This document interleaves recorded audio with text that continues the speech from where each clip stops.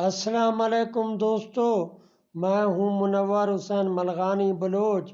آپ دیکھ رہے ہیں یوٹیوب چینل 3JR TV۔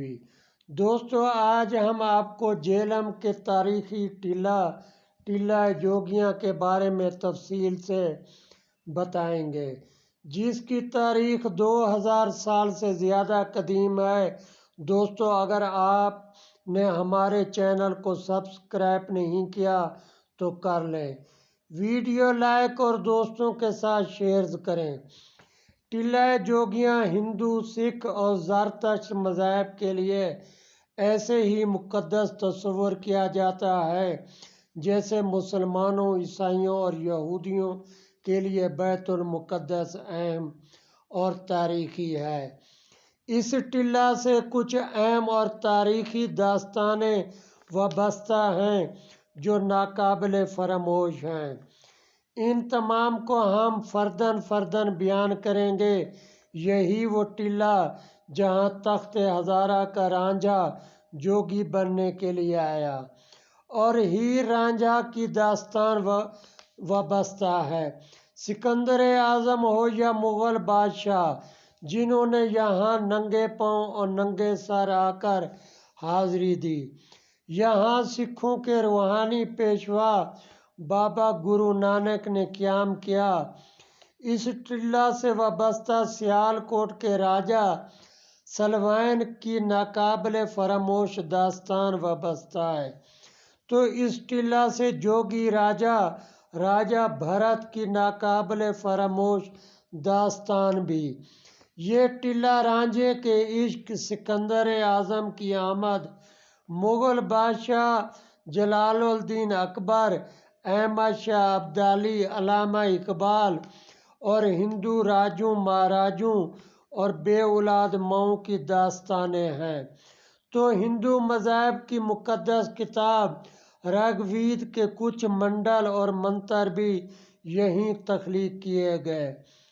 مختلف مورخین اس کی قدامت کی دلیل بیان کرتے ہیں، جن میں یونان میں 46 عیسوی میں پیدا ہونے والے مورخ پلوٹارچ، پوٹوہار کے مصنف عزیز ملک برطانوی فوجی افسر اور ماہر آثار قدیمہ الیگزینڈر انجم سلطان شہباز کی کتاب تاریخ جہلم، برطانوی ماہر بشریات RC ٹیمپل، معروف مصنف Mustansar Hussain Tarar, director of information and culture department Punjab museum association of Pakistan کے general secretary Mian Atiq Ahmed, university of Gujrat تاریخ پاکستان کے لیکچرر ڈاکٹر محمد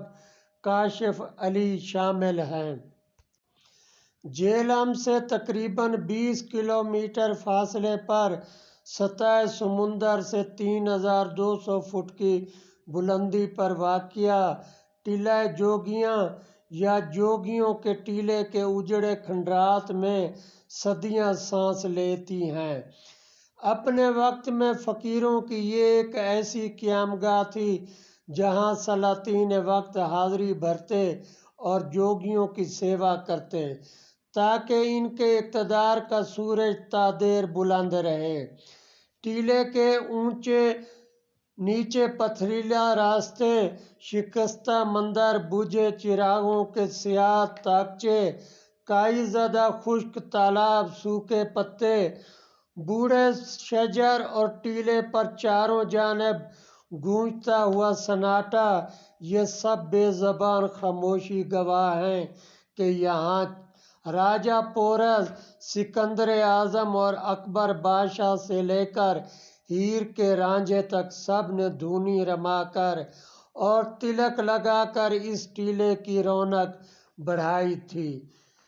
ٹیلہ جوگیاں کی تاریخ صدی دو صدی کی نہیں بلکہ کم و بیش 3000 سال پر مشتمل ہے۔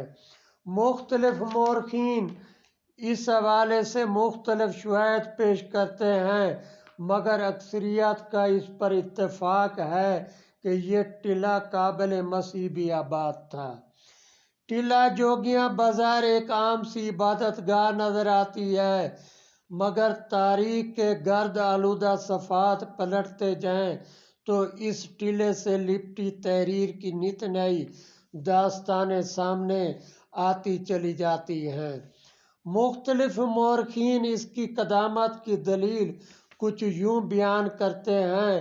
مثلاً پوٹوہار کے مصنف عزیز ملک لکھتے ہیں کہ قدیم زمانے میں کسی ہندو مہا پرش نے یہاں کوئی عبادت گاہ بنائی تھی، اور مہابھارت کے اختتام پر پانچوں پانڈو بھائی یاترا کرنے یہاں آئے تھے۔ صوفی محمد صدر الدین راز تذکرہ جہلم میں لکھتے ہیں، قدیم زمانے میں یہاں سورج کی پوجا ہوتی تھی، اور قدیم مقدس کتاب رگ وید کے کچھ منڈل اور منتر بھی یہیں تخلیق ہوئے۔ یونان میں سن 46 عیسوی میں پیدا ہونے والے مورخ پلاٹوٹارچ کے مطابق یہ ٹیلہ سکندر اعظم کی آمد کے وقت بھی موجود تھا، اور اپنے مضامین میں وہ اسے سورج کے لیے مقدس ٹیلہ کے نام سے پکارتے ہیں۔ الیگزینڈر کنگم نے اپنی کتاب میں لکھا ہے کہ پلوٹارچ کے مطابق 326 قبل مسیح میں جب راجہ پورس سکندر اعظم کے ساتھ مقابلے کی تیاریاں کر رہے تھے تو ان کا ہاتھی سورج کی مقدس پہاڑی پر چڑھ گیا، اور انسان کی آواز میں پورس سے درخواست کی کہ وہ سکندر کے مقابلے پر نہ اترے۔ بعد ازاں اس پہاڑی کو ہاتھی کی پہاڑی کے نام سے بھی پکارا جانے لگا۔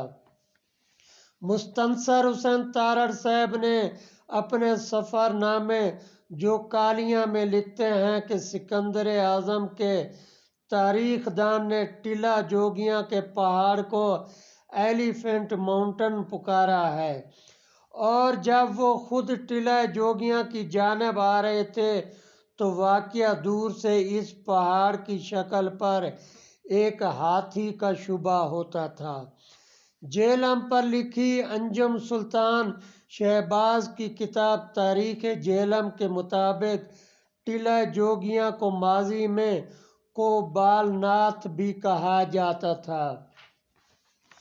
ٹیلہ جوگیاں تاریخ، مذہب اور روایات کی دھند میں لپٹا ایک ایسا مقام ہے جس کی شکستہ دیواروں کے طاقچوں میں صدیوں پرانے بجھے چراغوں کی سیاہی دراصل وقت کے صفحات پر لکھی ہزاروں سال کی تاریخ کی ان منٹ روشنائی ہے۔ یہاں کے مندر، سمادھی تالاب اور گھنے اشجار سبھی سے تاریخ کے بڑے نام جڑے ہیں۔ بابا گرو نانک، گرو گورکھ ناتھ، گرو بال ناتھ، راجہ سلوان، راجہ بھرت ہری، سکندر اعظم، مغل بادشاہ جلال الدین اکبر، نور الدین جہانگیر، غرض کہ ہر عہد کے سلاطین اور ہر مذہب کے پیشواؤں نے یہاں حاضری دی ہے۔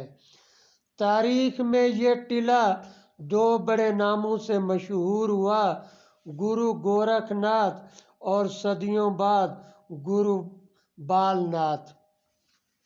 کہتے ہیں کہ گرو گورکھ ناتھ نے اجین کے راجہ بکرما جیت اور سیال کوٹ کے راجہ سلوان کے عہد میں یہاں ڈیرا لگایا، اور مہا یوگی شیو دیوتا کی پوجا کو رواج دیا اور ناتھ پنتھ قائم کیا۔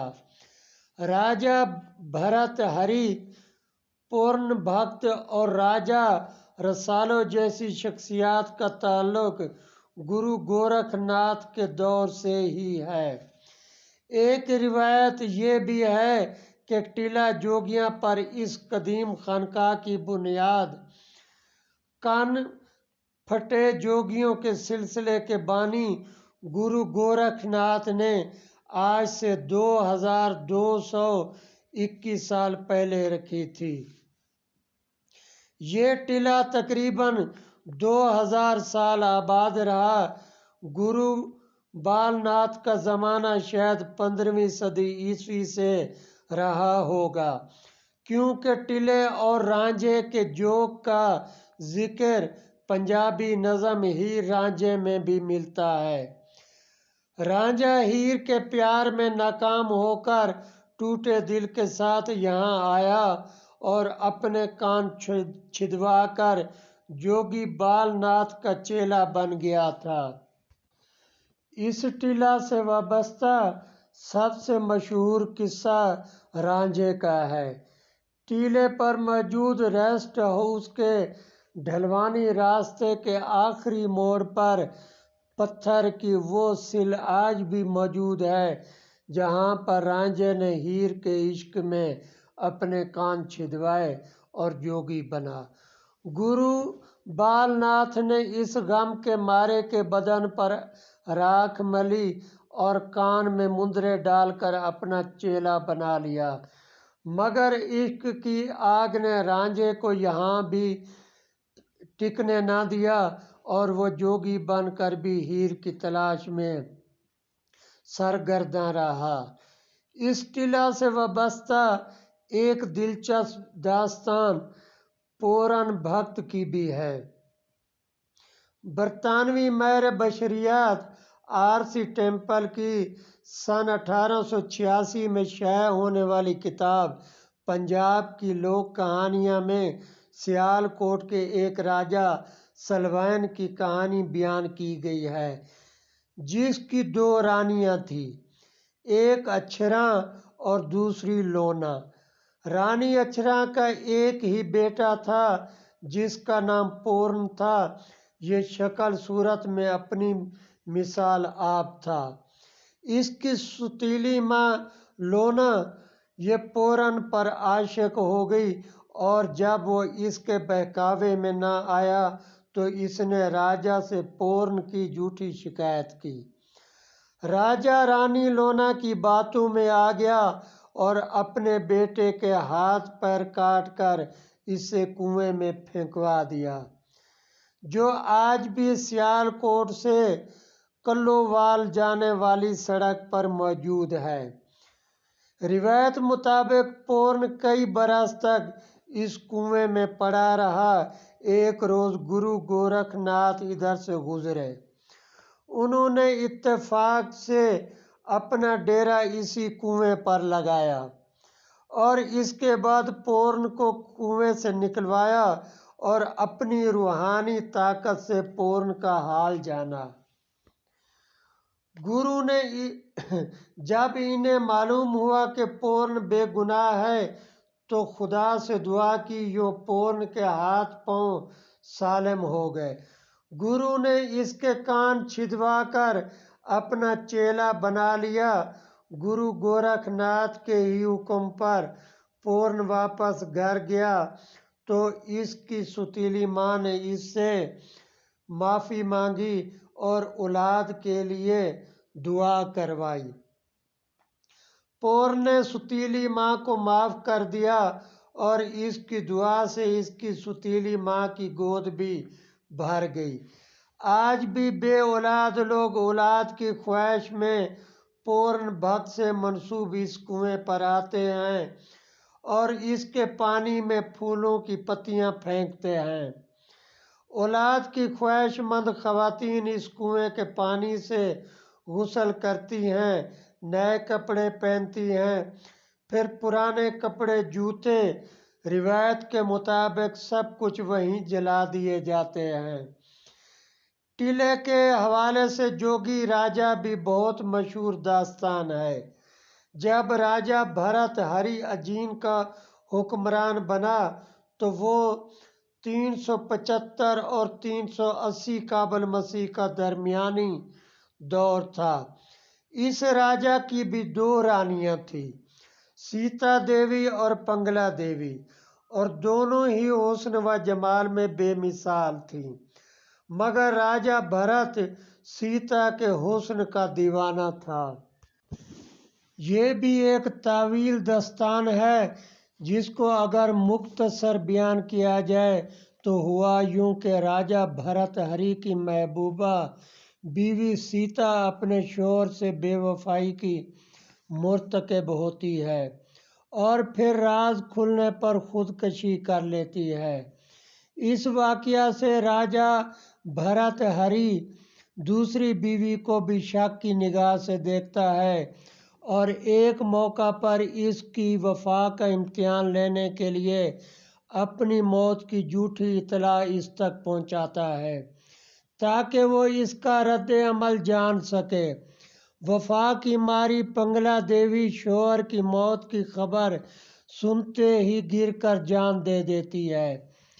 ان دونوں واقعات کا راجہ بھرت ہری پر اتنا اثر ہوتا ہے کہ وہ تخت و تاج اپنے بھائی بکرما جیت کو سونپ کر روحانیت کی تلاش میں نکل پڑتا ہے۔ اس کی تلاش اسے کوسوں دور نمک کے بلند و بالا پہاڑ اور جوگیوں کے مشہور آستان ٹلا جوگیاں تک لے آتی ہے۔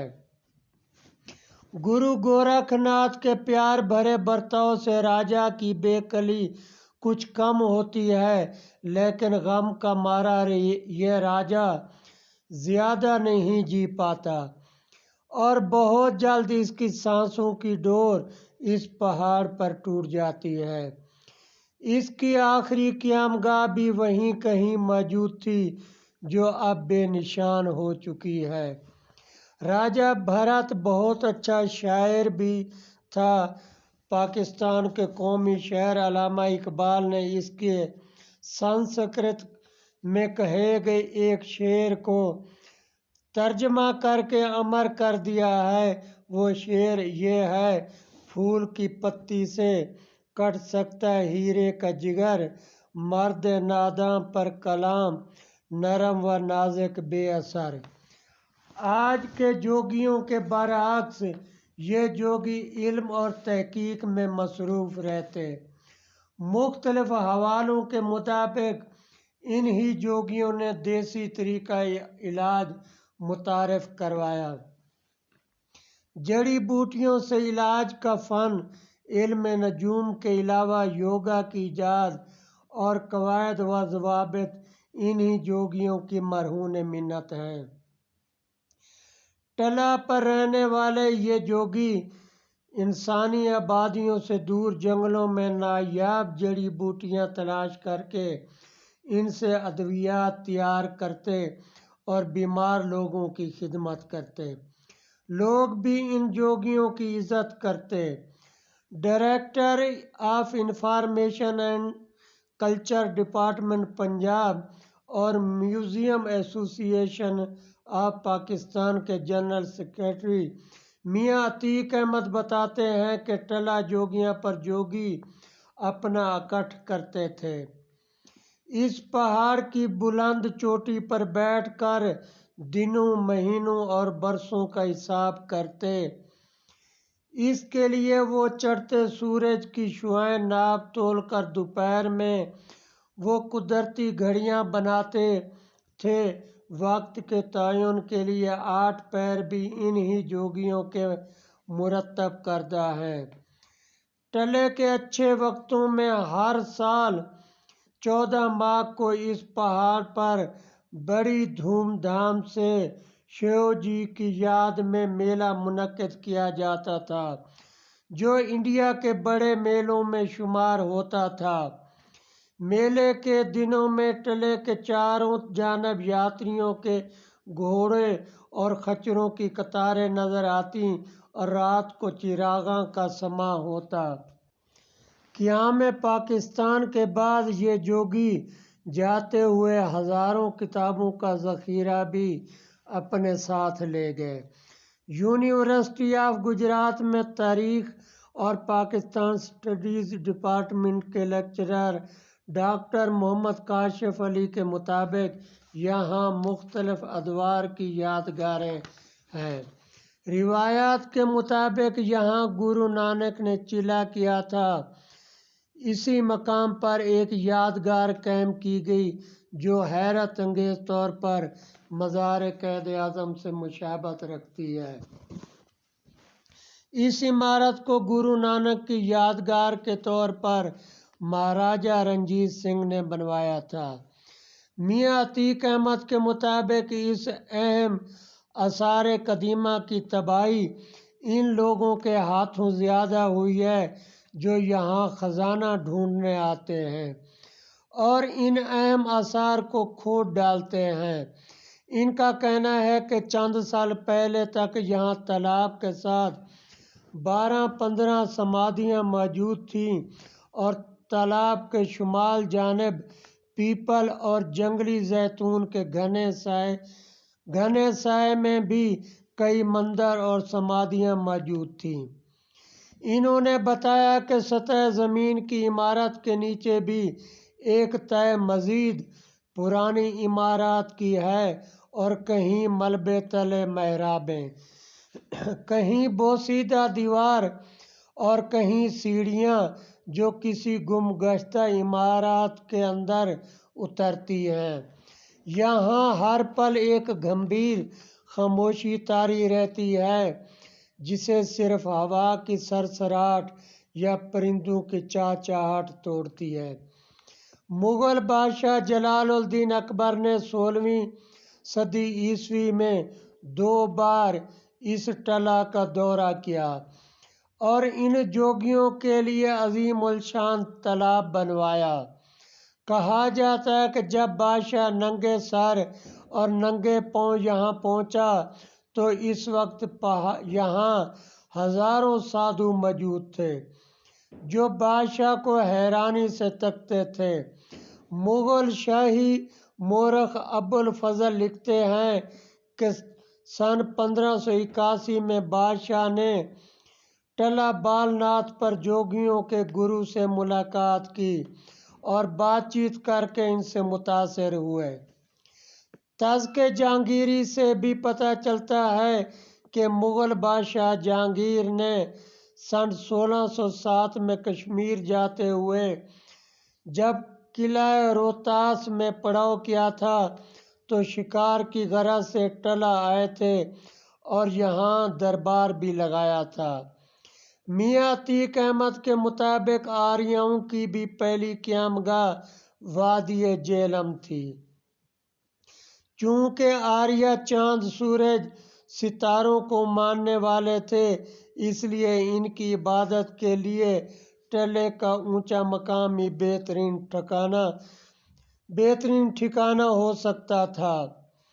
ان کا کہنا ہے کہ گرو بال ناتھ کا استان جو ٹلے کے سب سے اونچے مقام پر بنا ہوا ہے اس کے نیچے ایک غار ہے جس سے چند قدم کے فاصلے پر پہاڑ کی چوٹی پر ایک عبادت گاہ کے آثار ہیں جو ایسی جگہ پر ہے جہاں سے سورج اپنے طلوع سے غروب تک ایک خاص زاویہ بناتے ہوئے گزرتا ہے۔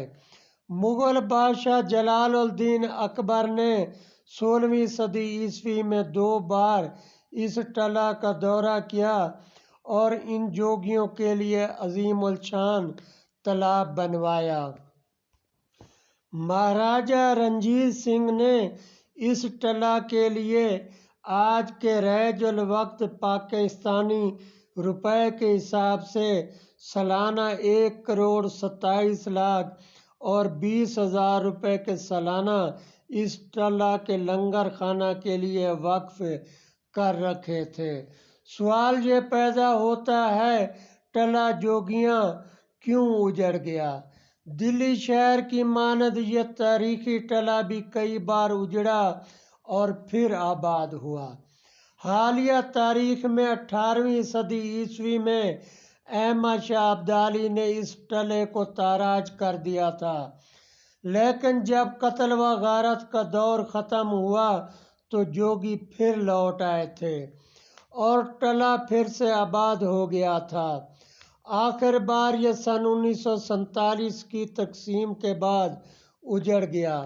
ڈاکٹر محمد کاشف علی کے مطابق ٹلا انڈیا کے جوگیوں کا مرکز حیات تھا، اور پھر تقسیم ہند کے بعد ایک ریاست ہندو ہو گئی اور دوسری مسلمان، تو جوگی کیا کرتے؟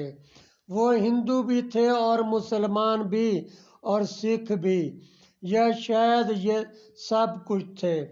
تو بس وقت وہیں رک سا گیا اور ٹلا پھر آباد نہ ہو پایا، اور جوگی دھیرے دھیرے اس ٹلے کو چھوڑ کر جاتے رہے۔